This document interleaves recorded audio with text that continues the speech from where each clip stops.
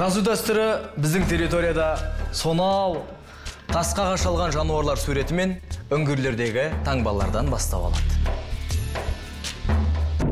Ал 6-7 ғасырларда түркі әлемімен бірге руна жазу келді.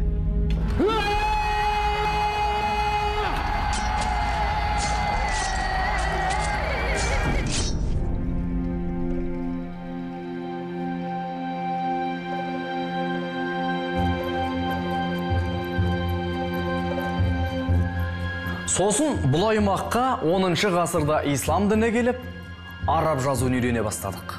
Әрине, сол уақыттарда арабтар ғылымның орталығы болды. Біз астрономияны, геометрияны, әлжәбір, яғни алгебраны да оқыдық. Осылайша, коммунистер келгенге дейін, біз сан ғасырлар бойы араб жазуын пайдаланып келдік. Құрметті жолдастар, бұдан бұлай араб жазуы сәнде емес. Одан да латын қарпіне көшейік. Неге? Себебі, дамушы елдердің басым көпшілігі латын жазуын қолданады. Бұл сол заманның өзіндік ойшыл коммунистердің идеясы болды. Сөйтіп, 1929 жылы латын графикасына көштік.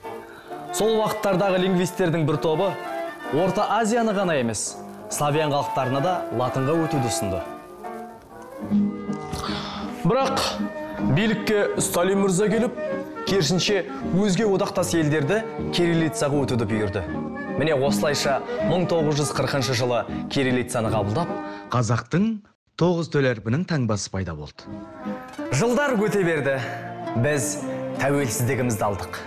Әлемдік қауымдастық пен ықпалдастық идеясы әлі де болса жетілдіруді қажет етуде.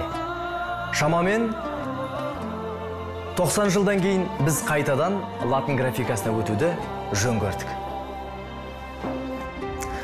Шынымен де бұл шешім сауданы, туризм мен халықаралық экономикалық байланыстарды жеңілдетіп қана қоймай, сонымен қатар ел ішінде шығармашылық пен дизайнның, аударма ісі мен машиналды оқудың, компьютер тілін жетік меңгерудің, бір сөзбен айтқанда ғылымның дамуына жол ашпақ.